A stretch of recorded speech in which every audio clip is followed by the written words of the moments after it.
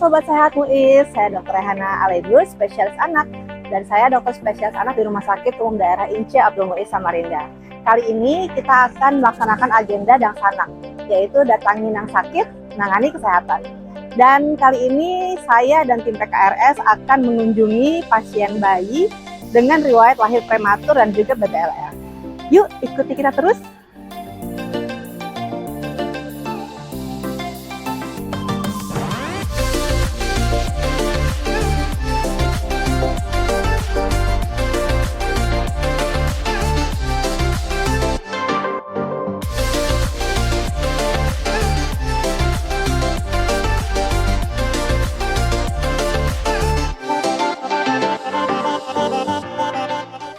Iya, assalamualaikum.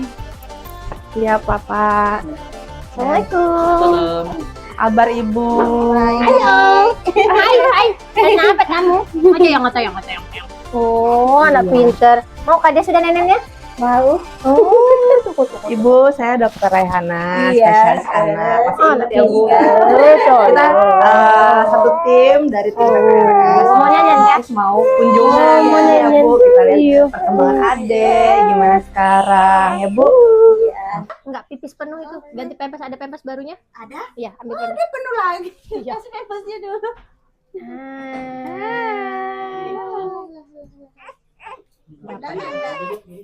Sabar lu sayang. Sudah enggak? 35 35. Oh, 35. Ih, Masya Allah. Kemarin di posyandu 3 kilo 2 on memang soalnya pakai pempas. Oh iya. Ada gendong. Ibu keluar kemarin 1,6. Lihat daftarnya sih kalau ada dokter Rena. Tapi satunya masuk dokter Bakri. Dokter Bangkit. Oh, saya di ruangan sebelahnya berarti. Iya, kayak baju tuh dah. Hari Kamis Iya, ya, hari Bu, ya. Kamis. Saya di ruangan sebelahnya berarti. Jangan. Papa sama Ibu ya. Iya, disuntik sudah kemarin. Apa itu? Vaksin kali dong? Vaksin apa itu? Tahu bilangnya. Hepatitis B.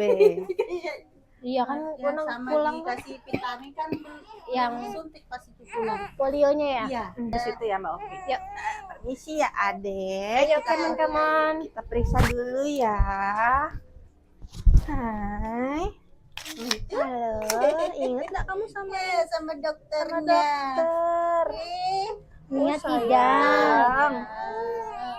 Iya, nah. Sayang. Iya. Malah aku aus. Mm-mm. Atuh aus atuh. Sudah besar. Alhamdulillah. Kemarin ini kecilnya. Kecil Ibu 1.600. Sebelumnya kan 1.400 ya pas masuk.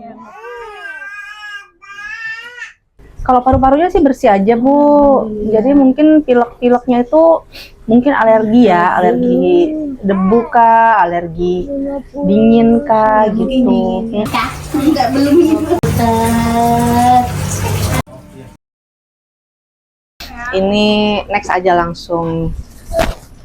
Oke, jadi ini tujuannya edukasi kita dan kunjungan kita hari ini ya, Bu, memberikan pemahaman kondisi khusus pada bayi, terutama bayinya ibu sama bapak, tahu tanda-tanda bahaya apa yang bisa aja terjadi pada adik bayinya, dan nanti juga kita bantu jelaskan lagi gimana cara perawatan bayi yang benar gitu ya. Termasuk juga ini nih cara menyusui barusan. Ya, oke. Jadi waktu itu adik kan lahirnya prematur, kurang dari 37 minggu. Waktu itu kita hitung, kita ukur itu adik di 34 minggu, makanya harus dirawat. Nah, bayi prematur itu pasti berbeda seperti bayi yang lahir normal, yang cukup bulan. Karena saat dia lahir duluan, pasti organ-organ di dalamnya, terutama paru-paru sama jantungnya itu biasanya belum matang gitu. Jadi dia rentan sama gangguan nafas, sesak nafas, rentan infeksi, sama suhu tubuhnya tidak stabil. Jadi terutama hipotermi atau kurang kurang kehangatan, jadi dia gampang kedinginan gitu. Makanya kita rawat waktu itu dengan inkubator. Begitu pulang kita ajari untuk perawatan metode kangguru yang tempel kulit sama kulit ibu dan kulit bayi, agar itu bayinya tetap hangat buat pengganti inkubator di rumah gitu ya Bapak Ibu. Udah dilakukan ya, alhamdulillah. Makanya adanya jadi kan nyusunya mau itu buat perlekatan juga bondingnya ke ibu kan. Jadi kalau di PMK gitu bayinya nyium, oh ini bau emakku nih, aku mau netek nih sama emakku, istilahnya kayak gitu. Jadi enak dia sama nenek. Pinter loh bayinya. Nyusunya mau banyak buat kemarin waktu di rumah sakit maka tidak mau sama. Iya, mungkin waktu itu dia karena lagi-lagi karena prematur. Karena biasanya refleks isap pada bayi itu dia di 34 minggu. Jadi saat itu dia baru belajar mengisap gitu, jadi belum begitu kuat gitu isapannya. Jadi kalau cara perawatan bayi prematur itu kalau bisa pakai ASI eksklusif, tapi kalau nggak bisa karena satu dan lain hal, bisa saja dibantu dengan susu formula khusus untuk bayi dengan berat lahir rendah gitu atau bayi prematur. Terus diusahakan kontrol rutin setiap bulan. Selama ini udah ya, di puskesmas, di puskesmas atau posyandu. Kemudian perawatan metode kangguru juga udah dilakukan ya Bapak Ibu selama ini, yang tadi saya sampaikan, seperti penggantinya inkubator di rumah supaya bayi prematur ini atau bayi yang kecil ini tetap hangat gitu. Sama itu menjaga suhu tubuh inkubator bila perlu. Kalau di rumah udah pasti nggak ada inkubator, jadi penggantinya ya kulit orang tuanya, baik kulit ibu ataupun kulit bapak gitu. Oke. Terus misalnya ada kipas angin itu jangan langsung ke bayi. Ya kalau bisa ambil enggak kayak gini kan, nih bayi depan sini jangan langsung plek depan bayinya. Jadi dipantulin dulu. Karena bayi resiko dingin. Nah, ini berat badan lahir rendah. Jadi bayi-bayi yang disebut BBLR itu bayi yang lahirnya kurang dari 2.500 ada yang mereka gram. Ada kecil banget kan waktu itu kan, bahkan pulangnya 1,6 kilo. Jadi dia termasuk kayak BBLR. Penyebabnya ya karena prematur, lahir duluan, sama ada atau gangguan pertumbuhan janin. Kadang-kadang juga bisa juga cukup bulan tapi begitu lahirnya kecil, artinya dia di dalam nggak terlalu berkembang gitu. Karena satu dan lain hal, mungkin ada penyakit, infeksi, dampaknya itu jadi gampang hipotermi, gampang kedinginan, gampang kena infeksi sama gangguan perkembangan. Mudah-mudahan adek bisa lah nanti mengikuti ya perkembangannya. Yuk next. Cara perawatan bayi BBLR, jaga suhu, pakai selimut supaya hangat, lagi-lagi untuk hangat. Terus KMC itu tadi PMK, kangguru mother care atau perawatan metode kangguru atau inkubator kalau ada, tapi ya itu kan rumah sakit. Pakai itu aja. Apa? Penghangat, ada yang kayak penghangat suhu itu nah, ruangan. Oh ada kah? Ada kemarin tempat Beli. Oh iya. Apa-apa. Jadi buat bikin adiknya kan nggak dingin. Iya, boleh. Terus ASI eksklusif lebih sering, jadi walaupun dibantu dengan susu formula, tapi ASInya porsinya lebih banyak. Ini kebanyakan ke ASI. Oh iya bagus Ibu, hebat. Pemantauan berat badan harian ya bisa kita pantaunya bulanan aja sekarang ya. Waktu itu kan harian waktu di rumah sakit, sekarang boleh kita bulanan aja. Hindari paparan orang sakit, jadi kalau ada yang batuk pilek, bapak ibunya, kakak-kakaknya, tetangga, Jangan ke adik. jangan deketin adek atau minimal pakai masker supaya nggak mentransfer. Atau kalau mau pegang bayi cuci tangan dulu. Iya. Betul, kalau mau pegang bayi jangan lupa cuci tangan pakai sabun. Oke, next. Nah, ini pneumonia pada bayi. Pneumonia itu adalah infeksi paru-paru yang paling sering terjadi pada bayi-bayi, terutama bayi-bayi kecil. Penyebabnya bisa bakteri, bisa virus, bisa jamur. Faktor resikonya itu kalau ada bayi lahirnya kecil atau prematur atau asap rokok. Bapak merokok enggak? Oh, alhamdulillah. Saya sudah paling takut kalau ada bapaknya merokok. Tetangga-tetangga ada yang merokok, ada yang merokok.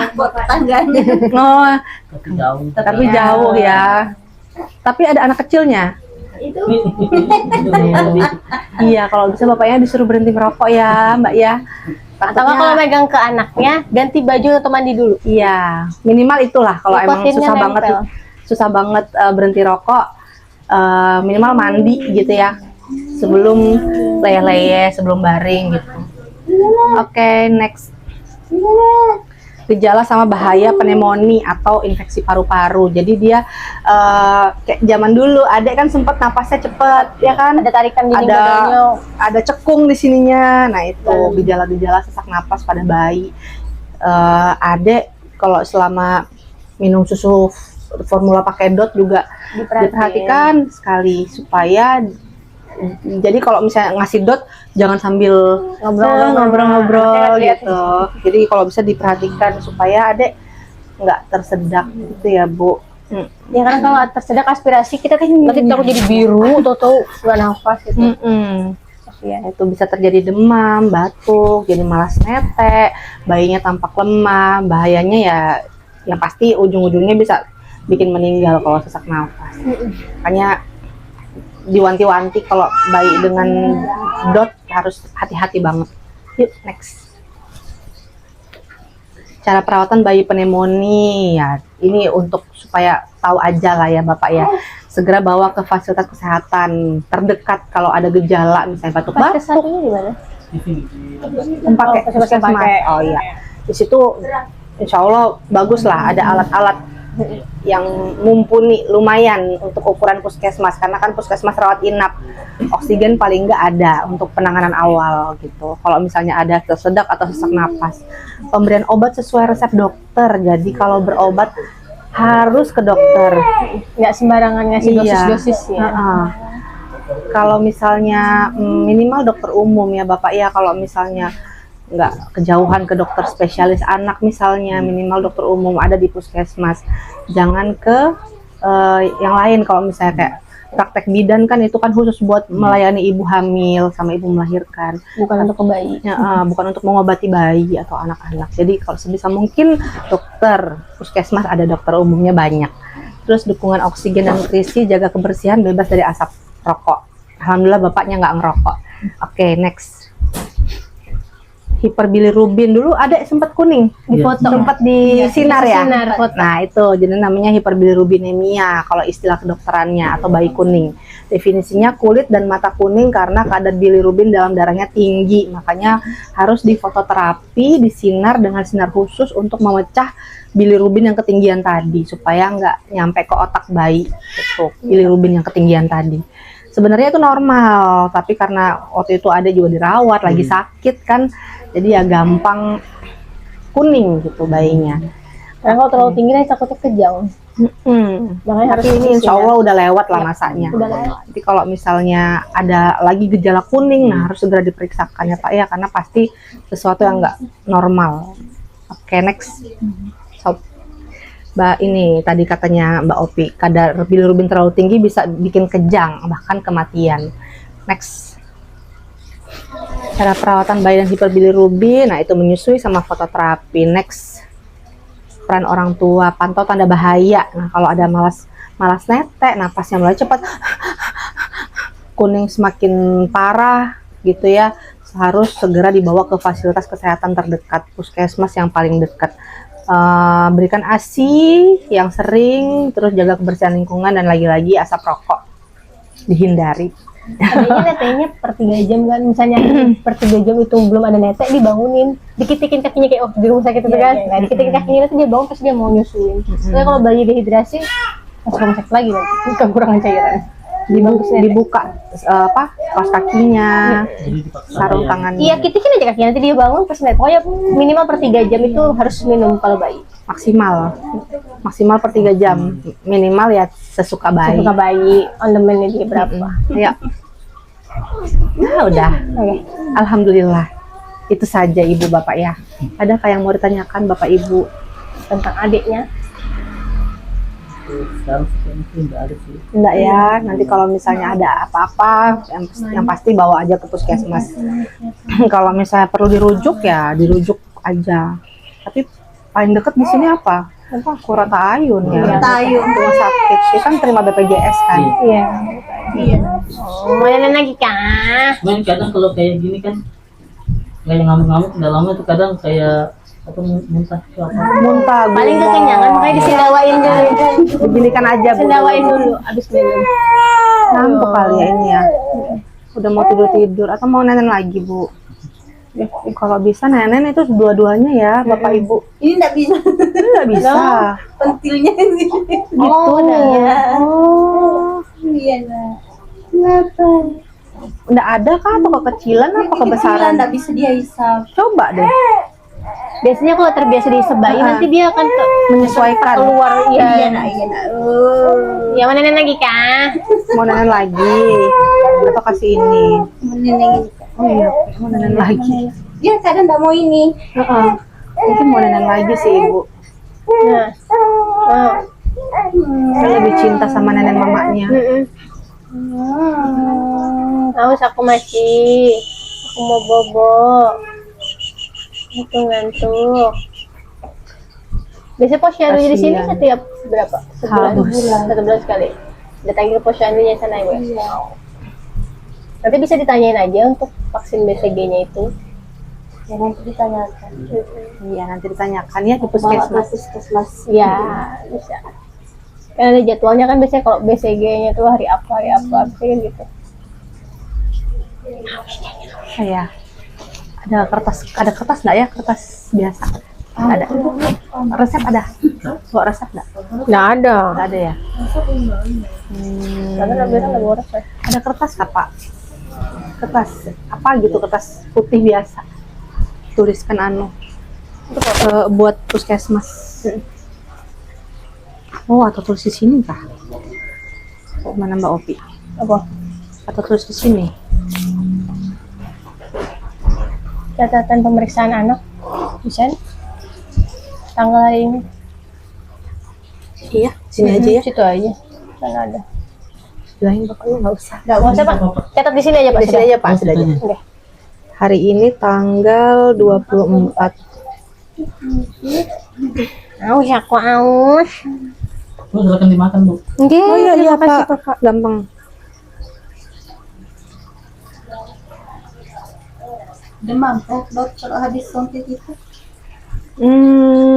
Kalau daya tahan tubuh anaknya bagus, biasanya enggak sih kalau BCG, Bu. Yang penting dia netek. Nanti nenek itu enggak apa-apa. Ada Kalaupun dia ini ya dikasih paracetamol aja. Enggak apa-apa sudah Nggak apa-apa. Nggak apa-apa. Boleh, Bu. Ada yang paracetamol drop Bu, yang tetes. Apa sih sebutannya? Sanmol drop ya? Paracetamol drop, Sanmol drop, Iya, Sanmol. Ya, ada Sanmol, ada Tempra, ada. Usia UG 34 minggu ya tadi Mbak Opi ya. UK 43 minggu. BB 35 gram. PB 51 cm. LK salah lagi. LK berapa? 35 cm ya? Ya. Itu kalau Bumo sering lewat hidungnya dia. Kekenyangan Kenyangan. biasanya. Sampai naik ke atas itu kekenyangan. Kekenyangan. Jangan pernah lupa untuk diberdirikan dulu. Sendawain dulu. Disendawakan. Ya habis, nah. Ih, kekenyangan nanti habis ini. Di sini bawa-bawa. Nah, gumoh dia. Ada tisu kah? Ini kan ya. Sini Bu. Saya kasih ya, amin. Ya. Kan pegang antara leher sama bahu. Ini di belakang, jangan ke sini. Tadi ke badan ibu ketutupan. Di atas ya. Baru tepuk sini. Alhamdulillah.